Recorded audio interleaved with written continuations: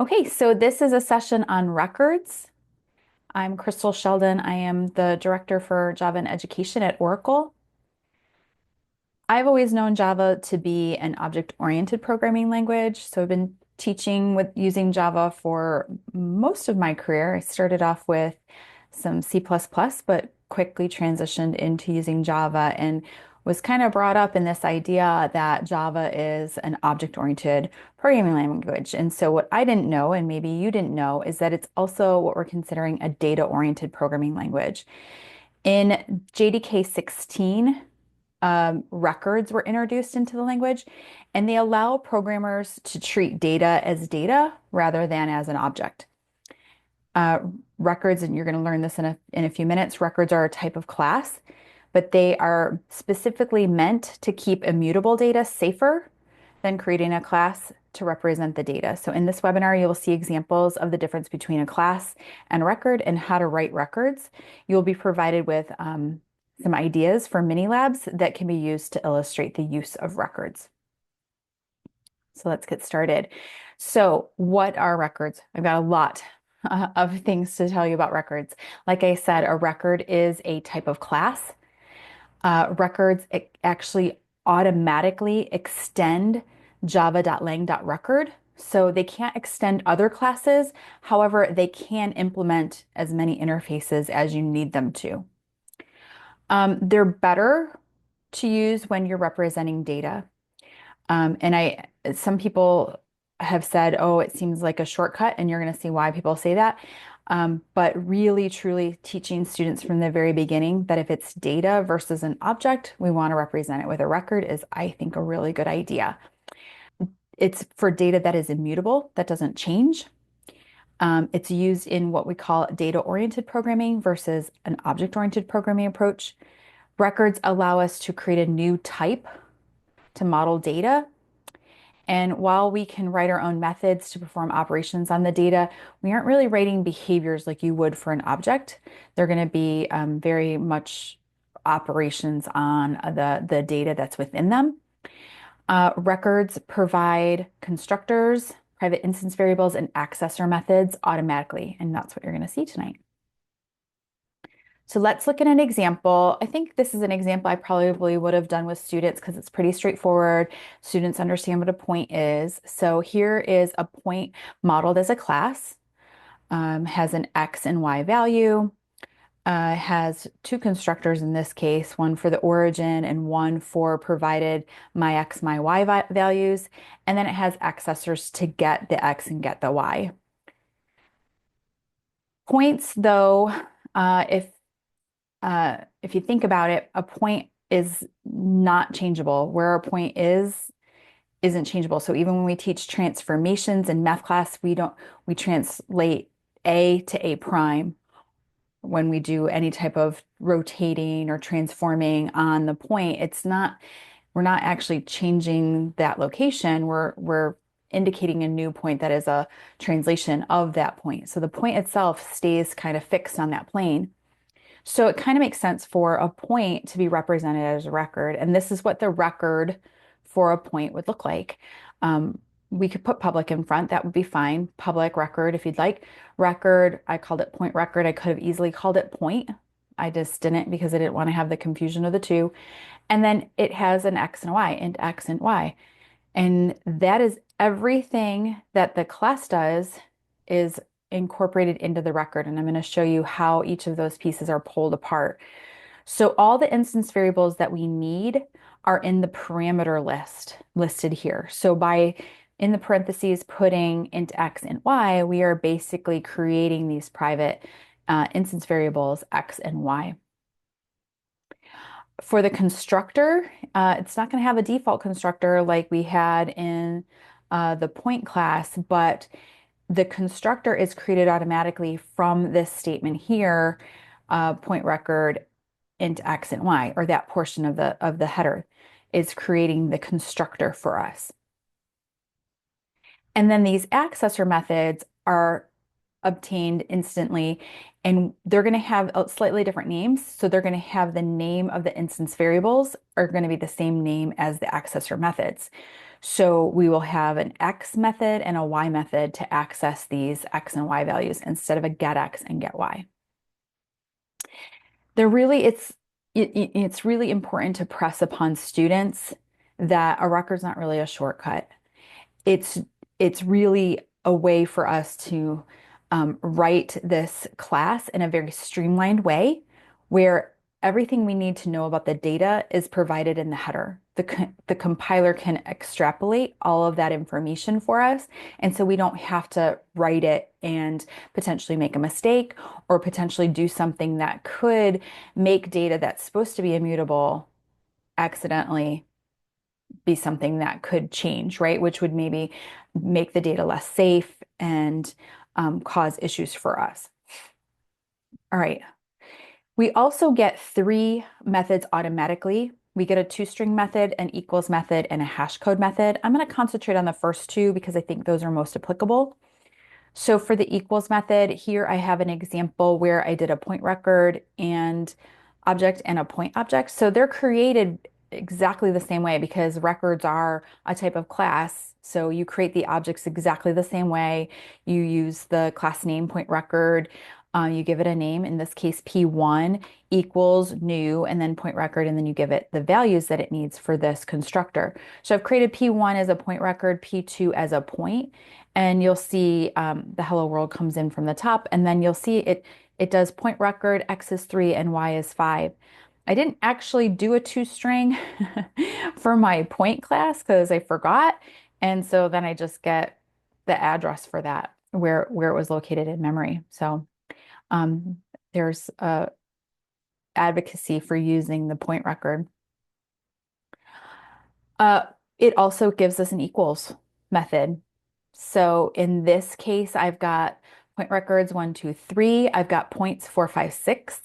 They're assigned to similar values. I can do P1 dot equals P2, and it will say false. I can say P2 equal P3, and it'll say false. So because they're not pointing to the same location, I can say P2 dot equals P3, and there we have it. We've got a true. And then very similarly, if I have a method for equals for a point, I can do the same things for that as well. But I got this equals method automatically in the point record. I didn't have to write that code. I can also add methods to records just like I can any other class. So in this case, I added a slope method, which took another record, and then it allowed me to calculate the slope between those 2 points. I used a little try catch here to avoid my division. I don't know that you necessarily have to do that anymore, but I did. And then here's an example of how I used it. So I've got my point records, and then I did the slope between P1 and P2, and I got a 1, and the slope between P2 and P3, and I got no slope for that. Okay. Let's look at another example. This is where I think you could create a really good lab, is to use a record to represent the data in a file, like a spreadsheet or CSV file.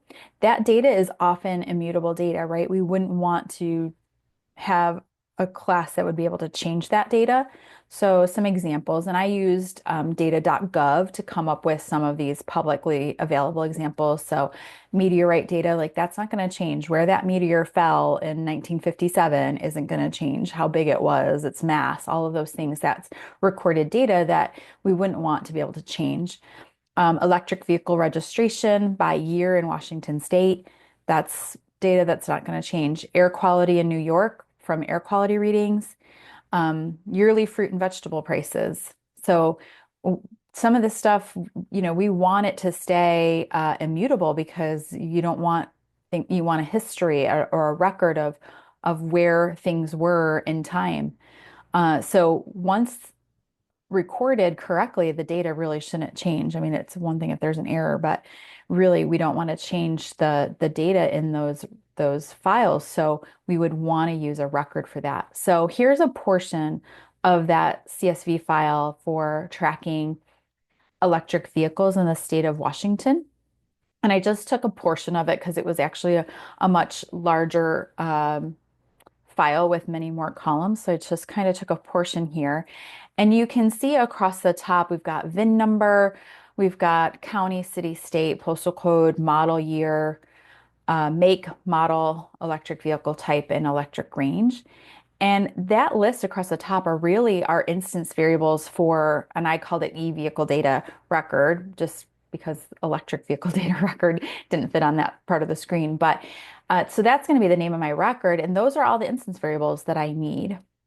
Each row in here would be an instance of that record. So as I bring in data from this file, I would store that each row in a record object. So, and maybe I put it all in an array list, right? Maybe I have an array list of e-vehicle data, and every element in that array list is a record, and every or an electric vehicle record, and every e-vehicle data record is going to have this information in it, the VIN number, the county, city, state, etc. And I would just put each one of these in a element of the array list. And then I can do things like maybe sort by county and see, how many e-vehicles are registered in a county. Find the county that has the most. Maybe I'm trying to decide where to put in some more charging stations. And so I need to know, where's the best place to do that? What's the county that is in most need? What's the county that really maybe doesn't need that added to their county? So anyway, those are some things you could do with this data. All right, so I'm going to make a record. So here I've done public record e-vehicle data. And like I said, each one of those headers for the columns, they're going to be my instance variables. So I have string VIN, string county, city, state. I did an int for postal code. I did local date for year, string for make, model, e-vehicle type, and then range. I did as an int. As I was looking at that, really a city located in a state is probably located all within the same county. Maybe that's not true.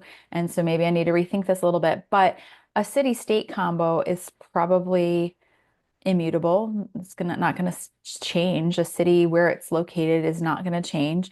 And so maybe to break this up a little bit more, maybe I make a record city that has county, city, state, and now my e-vehicle data has a VIN number, city info, and then all the rest of the things. And then I was looking at it more and I was like, well, really, the vehicle itself, the VIN number, the model year, the make, the model, what type of electric vehicle it is, its range, that all kind of should get grouped together, right? Because that's not going to change. That's immutable data. So here we go. I've got now a public record vehicle, and I put all of the things related to the vehicle together in a record. And so that kind of just simplifies my e-vehicle data. My e-vehicle data has vehicle information, city information where it's registered, and the postal code I felt like needed to stay separate because I think there are cities that have multiple postal codes within them, so I kind of kept that separate. Maybe that's true, maybe that's not true. Maybe I've got to do a little bit more research on cities and how those are set up, but I kind of kept that separate because I feel like there's multiple postal codes in some large cities. Okay, so we've looked at some records, we've looked at what we can do with them. Let's talk a little bit more about when not to use a record. So we don't want to use a record anytime data will be updated. So here's some examples. A student class. Maybe you have a student class that has a student's name, address, phone number, email. Those are all things that can be changed or mutable things, right? Even a student's name, their parents get divorced and they change the student's name to the mother's maiden name, or definitely their address, they move, their phone numbers can change, email addresses can change. Those are all mutable things. Now, I do want to make a note that an address in particular is actually immutable data, right? the physical address that my house is at, whether I live here or I move, the address of this particular house isn't going to change. But the person that living there can change. So I would argue that an address itself is mutable, but the student class that's using an address is not. So in this case, you would have a class that had like a string for a name, and then maybe it had a record type for address, and then a string for phone number, a string for email. Vehicle registration, we just kind of looked at some vehicle stuff. So I put this example in there based on that. The person that owns the vehicle, that can change. The license plates, those are mutable things. But the vehicle information, we just saw that, the make, the model, the year, we shouldn't be changing those things about a car. Think about items in inventory. So a price of an item is mutable. Um, maybe the aisle in the store that it's located is mutable, but things that wouldn't change would be like the name, the size, the type, those type of thing, like if it's food versus clothing versus pharmacy, like those things would not change about that item. So I gave an example here, like a textbook. Textbook information, or even doesn't have to be a textbook, book information is immutable information, right? The name of the book, the author, the year it's published would all be immutable information, but like the price that that book is being sold for would be mutable. Okay, we're going to go through some instruction ideas here. So some tips. I just did a case study with records, and so some of the things that help these students are the things that I'm going to share here. So one idea would be to provide students with class specs and have them determine whether the data is mutable or immutable.